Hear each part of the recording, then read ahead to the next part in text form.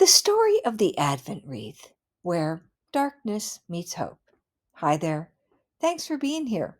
We're going on a journey of candles, evergreens, and Christmas.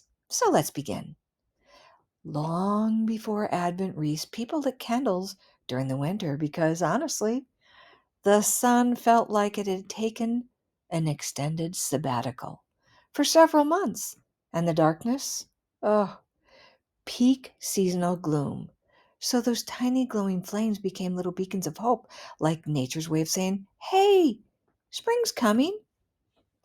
The whole idea of using a wreath during the pre Christmas or Advent season actually goes way back with German Lutherans.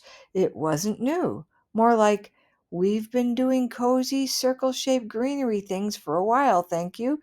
But then comes along Johann Heinrich Wehern, who looks at a bunch of restless kids in his Hamburg orphanage and thinks, okay, how do I help these tiny humans understand that Christmas is not today or tomorrow or the next 47 times they ask? So he grabs a wagon wheel, as one does, turns it into a giant ring, and sticks a whole constellation of candles on it. Little red ones for weekdays, big white ones for Sundays. Kind of the original Advent calendar, but flammable. Eventually, people were like, okay, that huge cartwheel is cool and all, but also heavy. Let's take just a wreath of evergreen, put 4 candles in it, or sometimes 5, yes, the center candle representing Christ, and boom, cozy, compact, little less wagon wheel, and a little more grandma's living room wreath. So, Lutheran past, Catholic present, global future, the wreath slowly tiptoed into Catholic churches by hitching a ride across the Atlantic with the immigrants, and in the 1930s to now, well, it's everywhere.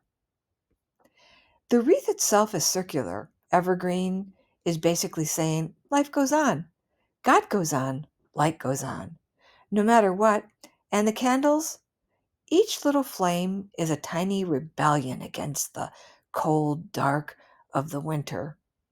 And the colors, violet for preparation and penance, because sometimes waiting is serious business, and rose for the breath of joy and marking that we are halfway through this long wait. Okay, pause for truth. This wreath, as we know it, isn't ancient Rome's doing. It's more like 19th century German homeschool project, and for a long time it was more family tradition than a church rule. So if someone says this has always been done by Catholics, well, not exactly. The wreath gives a tangible countdown to Christmas, building anticipation, especially for families and children.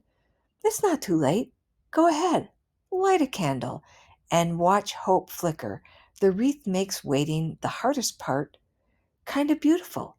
It connects us to people from long ago who needed light to believe that dark ends, and maybe, just maybe, it helps us remember why we wait at all.